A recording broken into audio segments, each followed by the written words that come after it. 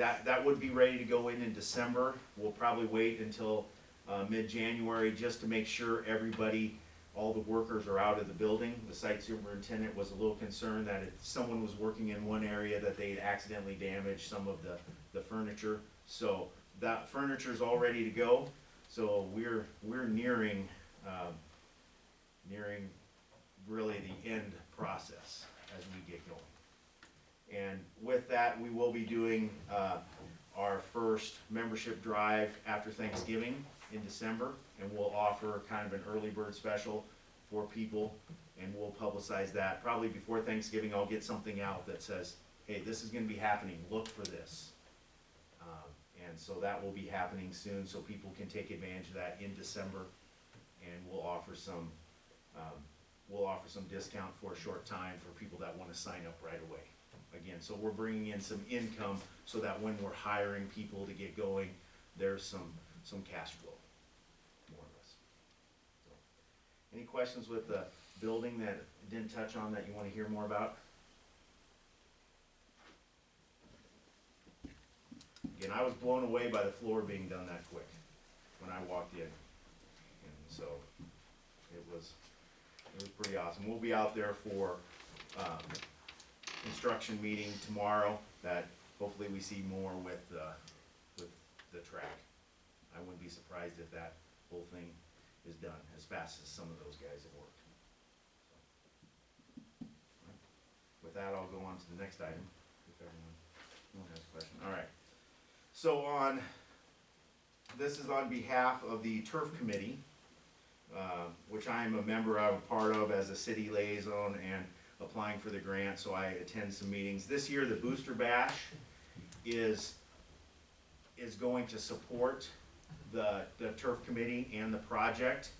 The Seward Public Schools have put out some announcements that each year the Booster Bash will go towards something that will improve facilities in Seward Public Schools. So last year went to the track, this year is going towards baseball, and so the Turf Committee is more or less heading up a lot of the things that are happening at the Booster Bash as far as getting silent auction items, live auction items, and so I've been asked to present this to you, just a request for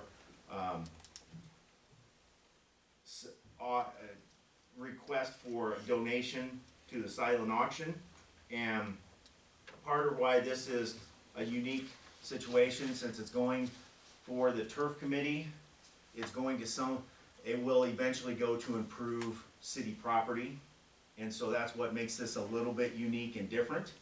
And so in this request for the pool, if you saw that, the request is for one private pool party rental, and or what you decide, or a family season pass paired with an individual season pass being on the silent auction. So that is what is being presented to you, and if you wanted to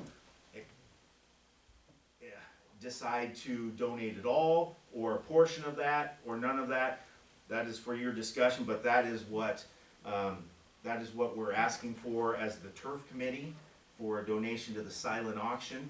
And so I have the values on there. The private pool party would be valued at $300, and that would have to be at night. You're talking about the pool down by the park. Correct, the outdoor pool. Okay. Yeah, we're not the wellness center. Just making sure we're yes, clear on that. Thank you for the Here to help. So that is the outdoor pool, and then one family season pass, and that's at $300. One family season pass, which is $150. One individual season pass, which is $75. Those would be separate items on the silent auction. So that is the request. And so if you have any other questions of how some of those things are, I can answer that to the best of my ability, but this is, again, presented on behalf of the Turf Committee. And just for some housekeeping item, we don't normally, as a city, donate to various organizations. As you can imagine, we would get inundated with requests from everybody all the time. We have one exception that we currently have, which is for the golf course and it was because, Coach Plotky was raising money for like, the younger golf organization that he has. And so the council did authorize the mayor that I can donate golf items. We just have to report it to the council so that you know. So if you looked in your packet, you would have seen a golf item that was being included in this fundraising effort. But that's the limitation of my powers is golf. And so for these items, Ironically. yeah, the guy that does a golf. The guy that's, football. And so that's why these items I had mentioned or suggested to Joel to bring them to the council for your consideration, because it is a departure from what we typically do. We're not looking to be donating to every cause. It's just when it's specifically related to the city or to the city's benefit, it made sense in this instance to at least present you with that. And I think the pool party was a specific ask of the turf committee. Yes, And so that's why it's in there. that is, I didn't even know he did that, cause it's not something that you hear a lot of, but it is something we offer. We just don't get a lot of takers on night swimming, do we? Here and there. Here and there, few. So, but obviously, with this going towards the turf project, it made sense to at least present it to the council for your thoughts. And if you have other ideas or questions or comments, we're obviously open to it. But that's the reason why the golf was in the report, and this is being presented to you. How's that for inside baseball? so basically what I'd ask is for either the pool party or the 2 passes, or if you're so inclined, all of it. I'll make a motion to do all of it. I'll second that. Okay, we have a motion and a second for approval of all 3. Is there any further discussion? Seeing none, please register your votes. Please display the votes. Voting in favor, Woken, Taylor, Tanya, Sculptor, Miller, Scheisenberg, 7-0. So then you have to decide who's gonna bid this up to make sure we at least get our money back. So figure that out amongst yourselves. Thank you. We're not losing money on this deal, right, Joel? Do you have the date of the Blue Jay badge? December 6th, Thanks, Dave. Friday, December 6th is when that is, and there's gonna be a comedian, nationally known comedian there for entertainment, and there'll be a lot of items, so hopefully they get a lot of people. Brock has done, as you can imagine, when he gets passionate about something, he's put a lot of work into this, and there's a lot of items, so hopefully a lot of people go, a lot of good items. Is some of it can you bid on it online, or is it all in person? I think it's all in person. Okay, I believe that the setup is all in person. sounds But, good. they have big goals, to bring in, and I think they were reporting at football games that the goal is $100,000 to bring in. And right now, they're as the turf committee, they are at about 650,000, if not a little bit more than that, so that would be a significant, bump to that, and then just keep us going forward. Alright, thank you, Joel. I think you should be able to bid online. Make sure that. Is there Try a to- mechanism yeah. online? I think if you do all the signups that come with registering yourself, Yes. I remember looking at the items. Do they notify you like when you sign up? Is that the deal? It's not as advanced as some, but you can look at them. But you don't have to physically be there to. I think you can bid, it won't tell you unless they upgraded it, tell you that you've been outbid, right? You have to pay attention. Well, Yeah, I know what That I feels mean. like a flaw in the system. Just max bid it and you can. Wait, what? Alright, next we have the city administrator's report. my report's in your packet. Any questions? There you go. No, one of the big ones that we had that we just completed last week was audit. So we did our annual audit, and our auditors came down, and I think we had about 5 of them. We had to kick Joel out of his office for a couple days, so he had to sit up front. I greeted people up front. Yes, he did. It's like a greeter. He's a great city hall greeter. That went very, very well, I believe. Kudos to the finance department staff, Sydney, Julie, and everybody else. They get all that stuff prepped, pulled out, organized, and ready to go. They send them all the advanced stuff. And so it's a very seamless process from a cumbersome system that used to be done, years and years ago, where they'd be there for a week and be poking all the time trying to get you to go find something off in a cabinet somewhere. And so really become streamlined. So again, big kudos to the staff over there for getting that done. Other than that, processing, some LB 40 and TIF items. We got an annual report due. I got a report I gotta get out to the county as well, that I've been working on. The mayor, we're continuing to work, some big items are moving on the trail project. So we've met with some villages, had some contacts with them. We're gonna continue to go out and meet with some other ones. But we've sent off some proposals to the state and BNSF to try and resolve this issue. We've continued to discuss about, crossing closures that we've kind of been held hostage on. So hopefully we'll see some movement on that, but we need to get some data and information reported back to us from the state and BNSF so we can put together a more formal package for finalizing some opportunities for these other crossings, because we just don't have the crossings here. Keep in mind, once again, right of the date, meaning that, I don't know if you wanna call it a drop dead date, but. a They've date kind of been more where- lenient on it, where they had a more drop dead one, and then it's kind of opened up on this project, and so they've not come back and gone, here's your, they just wanna continue to see us continue to make progress, and so Doug Hawley at Shimmer and, the mayor and myself have been working, diligently to try and make contacts. I mean, we're going to other counties at this point even, so we're gonna try and get it hammered out and put their best foot forward so that we can find a partner somewhere.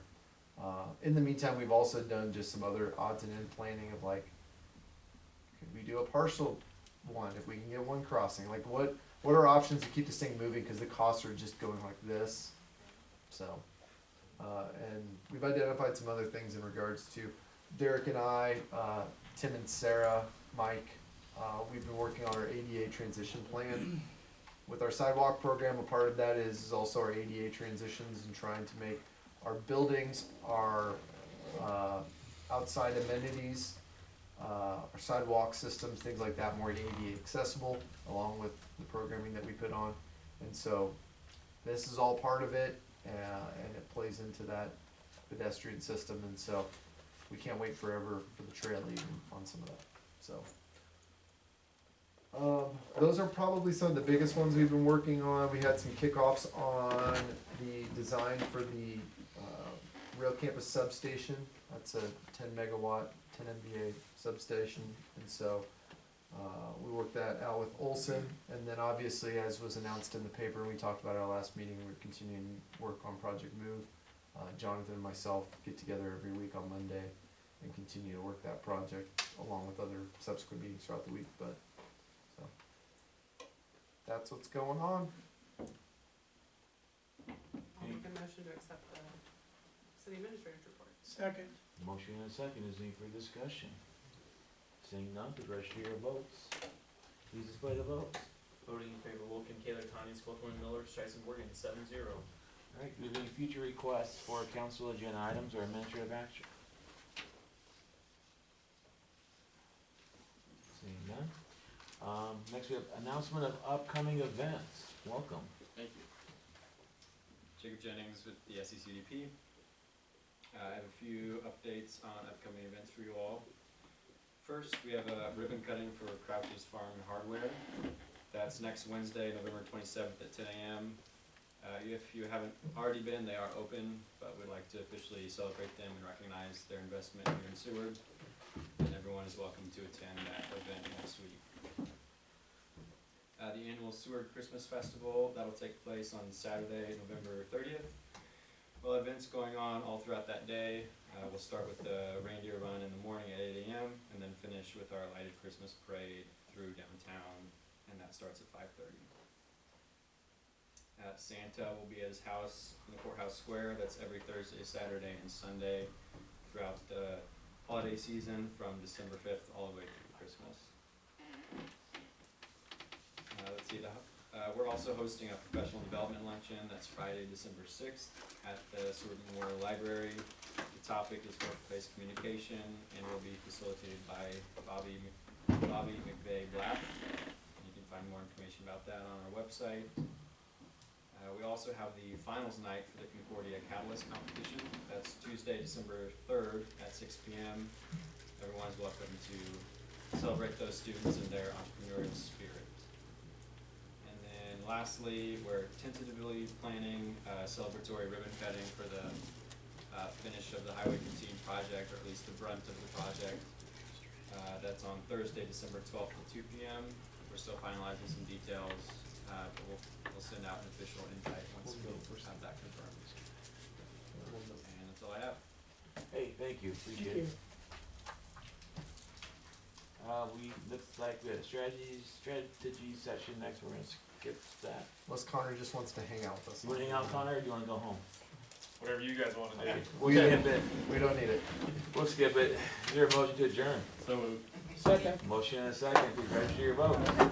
Please display the votes. Voting in favor, Wilkie Taylor, Thomas Colton Miller, Streisand, Morgan, 7-0. For the record, I wanted to hang out with you, but you could read the room, I think. Yeah, you gotta get that, you know. Whoa. Awkward.